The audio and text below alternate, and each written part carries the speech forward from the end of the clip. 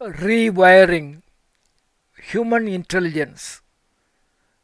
The story of Demis Hassabis, Chief Executive Officer, Google DeepMind, Artificial Intelligence Company. வணக்கம் நண்பர்களே. இன்று நாம் பேசப்போகும் மனிதர் சத்தமாக பேசாமல் அமைதியான முறையில் உலகை மாற்றியவர். செயற்கை நுண்ணறிவு உலகில் மிகப்பெரிய ஒரு புரட்சியை உருவாக்கிய மேதை. அவர் பெயர் டெமிஸ் ஹசாபிஸ். 1976 ஆண்டில்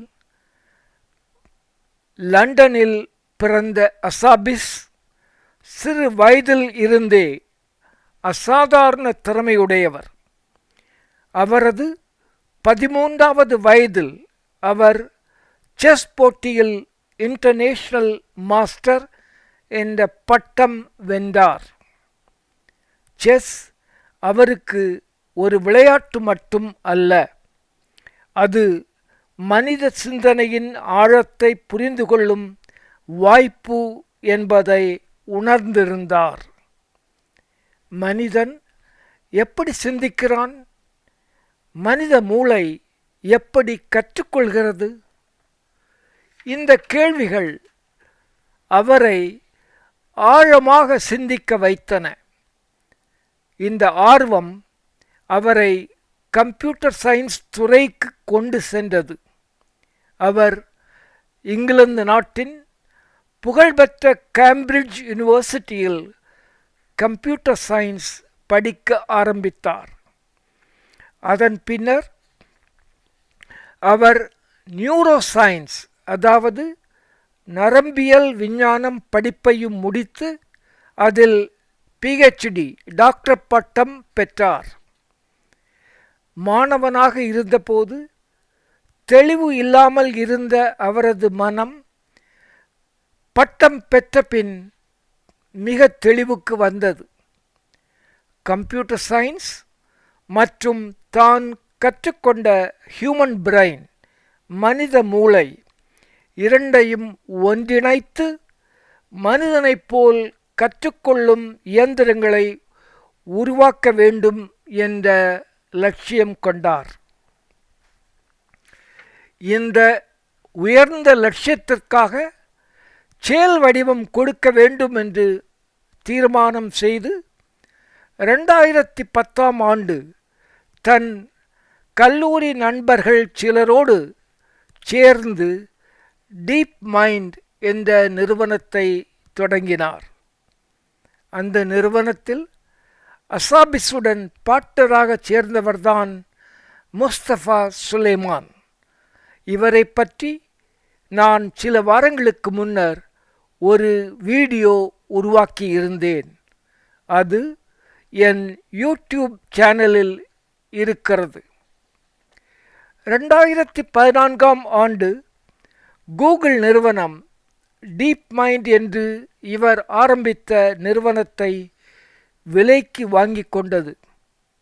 அந்த சம்பவம் ஒரு வணிக ஒப்பந்தம் மட்டுமல்ல, ஆர்டிஃபிஷியல் இன்டெலிஜென்ஸ் உலகில் ஒரு புதிய காலத்தின் ஒரு நியூ எராவின் தொடக்கம்.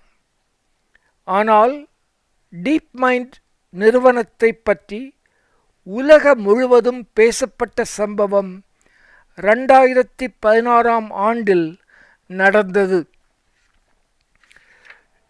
DeepMind நிறுவனம் உருவாக்கிய ஆர்டிஃபிஷியல் இன்டெலிஜென்ஸின் ஒரு ப்ராடக்ட், ஒரு கட்டமைப்பு, AlphaGo.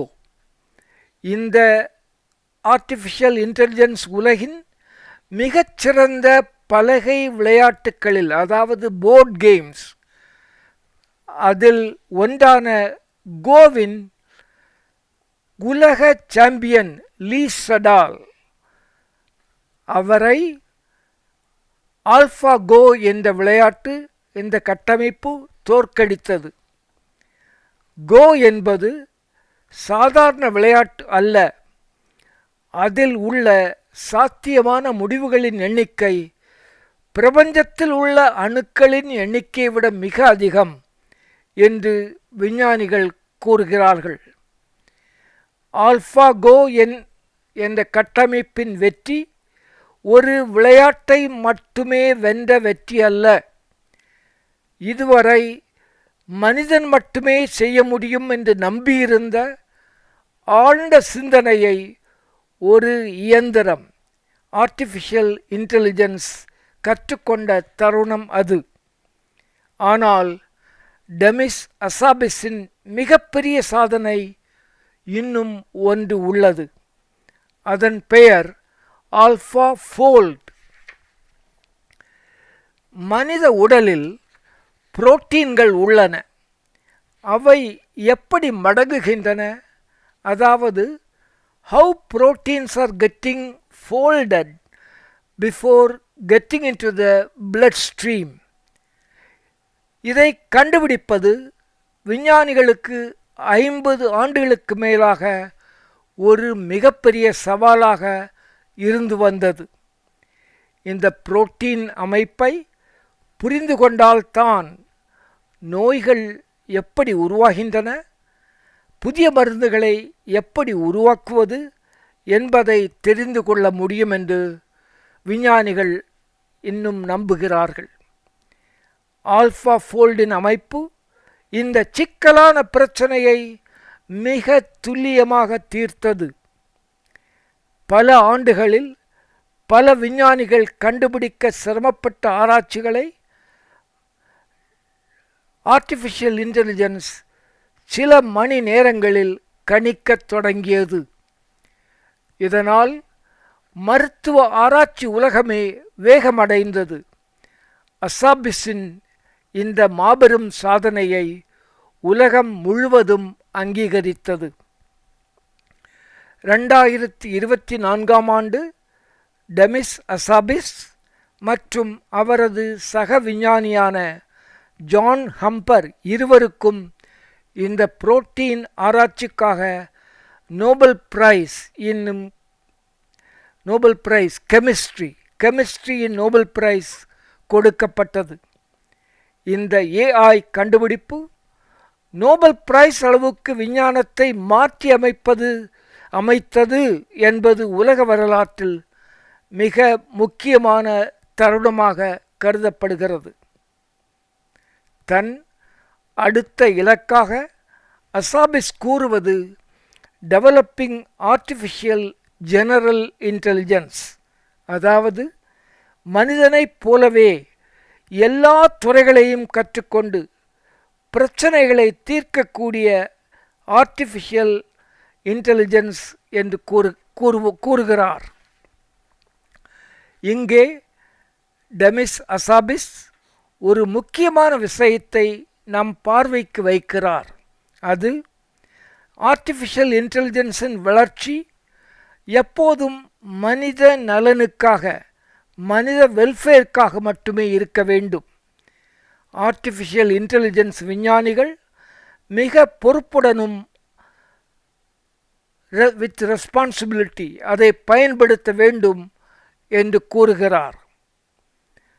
செஸ் விளையாட்டில் உலகை கவர்ந்த ஒரு சிறுவன் இன்று மனித மூளையின், மனித அறிவின் இயல்பை புரிந்து கொள்ள முயற்சிக்கிறார். அதற்காக ஆராய்ச்சியில் ஈடுபட்டு இருக்கிறார். கல்லூரிகளில் மாணவர்களை சந்திக்கும் போதெல்லாம் அசாபிஸ் சொல்லும் அறிவுரை, ஆழமான கேள்விகளை கேளுங்கள், பல துறைகளை கற்று தெரிந்து கொள்ளுங்கள், மனித குலத்திற்கு பயன்படும் அறிவை உருவாக்குங்கள் என்பதுதான். இது ஒரு தனி மனிதரின் வெற்றிக்கதை மட்டுமல்ல, இது மனித அறிவின் அடுத்த பரிணாமத்தின் கதை. இந்த வீடியோ உங்களுக்கு பயனுள்ளதாக தெரிந்தால் நண்பர்கள் மற்றும் உறவினர்களுடன் பகிர்ந்து கொள்ளுங்கள். ஒரு புத்தக பார்வை என்ற என் யூடியூப் சேனலுக்கு சப்ஸ்கிரைப் செய்து ஆதரவு தாருங்கள். நான் உலகின் பல்வேறு ஆளுமைகளை தமிழ் சமூகத்திற்கு அறிமுகம் செய்யும் முயற்சியில் ஈடுபட்டு கொண்டிருக்கிறேன். மீண்டும் சந்திப்போம். மிக்க நன்றி. வணக்கம். ஜலால் கான்.